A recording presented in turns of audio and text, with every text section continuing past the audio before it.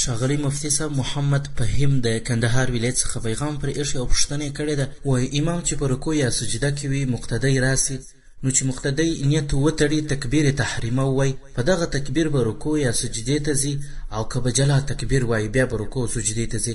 مهرباني ښاغلی مفتي صاحب که د دغه ورور پوښتنې ته جواب ووایست. حامدا و مسلیا اما بعد. د محترم محمد فهیم ورور د پوښتنې په جواب کې علماء کرام فرمایي که یو څوک الله اکبر د ولاړې په حالت کې پوره ووایي یا د ولاړې په حالت کې الله اکبر پوره نه ووایي، بلکې لفظ د الله د ولاړې په حالت کې ووایي او لفظ د اکبر یې د تللو په حالت کې وویل، نو بیا ورته ګورو. که چیرې د اکبر لفظ د ویلو په وخت کې د دغه شخص لاسونه زنګنو ته رسېدل، نو لمونځ یې صحیح دی، او د اکبر لفظ د ویلو په وخت کې لاسونه زنګنو ته نه رسېدل، نو لمونځ یې نه صحیح کېږي. البته دا خبره باید په یاد ولرو چې د رکوع لپاره د تللو تکبیر دا لازم نه بلکې سنت دی.